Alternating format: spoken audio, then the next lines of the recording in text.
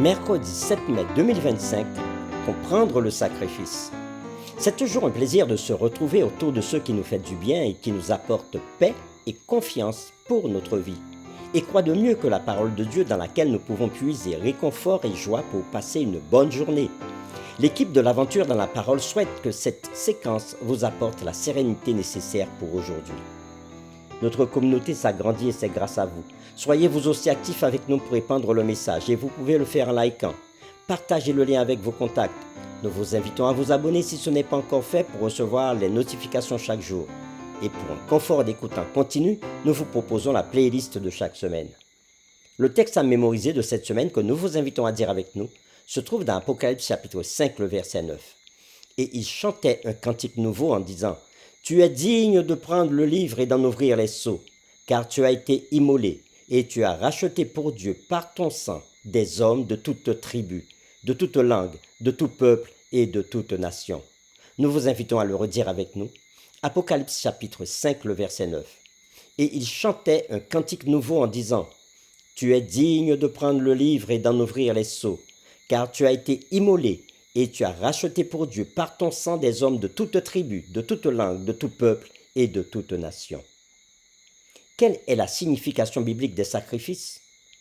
Quel rapport y a-t-il entre les sacrifices dans la Bible et la prophétie? Les réflexions de cette semaine nous aident à répondre à ces questions et aujourd'hui nous le faisons avec la séquence Jésus au temple. Il y a une tension tout au long de l'histoire du salut. Dieu souhaite restaurer la communion que nous avions autrefois avec lui et aspire à se rapprocher de nous. Mais amener des pécheurs en sa présence les détruirait.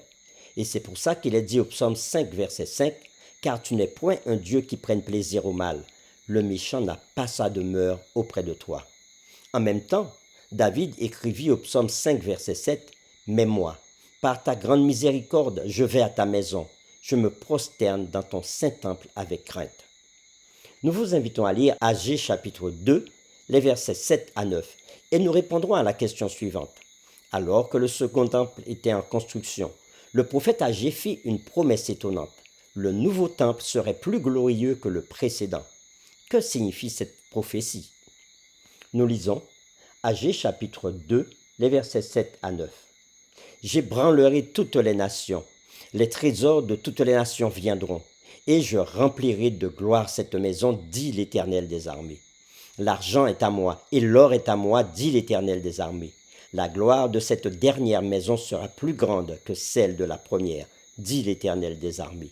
C'est dans ce lieu que je donnerai la paix, dit l'Éternel des armées. » Après avoir lu Agé chapitre 2, les versets 7 à 9, répondons à la question suivante.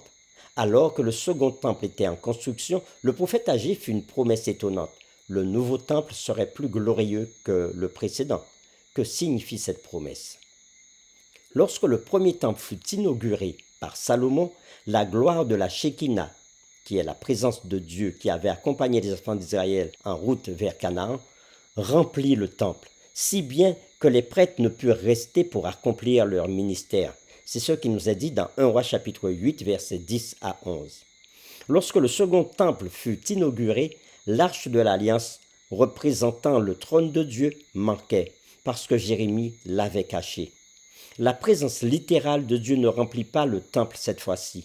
C'était déchirant.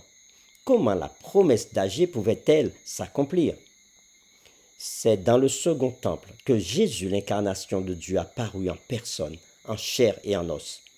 Dieu lui-même était sorti de derrière le voile pour devenir l'un de nous et pour nous rejoindre dans ce monde brisé.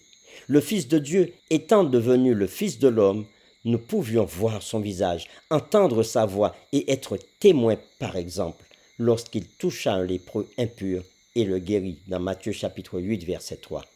Au lieu de nous approcher de lui, Dieu s'est approché de nous en se dirigeant dans notre direction. Il est descendu personnellement vers nous. À cet effet, la Bible déclare à propos de Jésus, dans Matthieu chapitre 1er, verset 23, « Voici, la Vierge sera enceinte, elle enfantera un fils et on lui donnera le nom d'Emmanuel, ce qui signifie Dieu avec nous. » Réfléchissez à ce que signifie le Créateur du cosmos a condescendu non seulement à vivre parmi nous, mais à mourir pour nous. Pour terminer, réfléchissons à cette question. La croix est de loin la plus grande manifestation de l'amour de Dieu. Quelles sont les autres façons dont nous pouvons voir et expérimenter la réalité de l'amour de Dieu? Nous vous invitons à prier avec nous. Père éternel, aujourd'hui encore, tu nous as démontré à travers cette séquence comment le sacrifice de Jésus était précieux et est précieux pour tous les êtres humains. Oh oui, ton amour est démontré à travers la croix et à travers la résurrection de Jésus. Mais tu nous démontres ton amour aussi chaque jour dans nos vies, à travers les expériences de vie que nous faisons. Alors Seigneur, permets-nous encore aujourd'hui de faire une expérience nouvelle avec toi, afin que nous puissions voir comment se manifeste ton amour dans nos vies. Nous t'avons prié au nom de Jésus. Amen.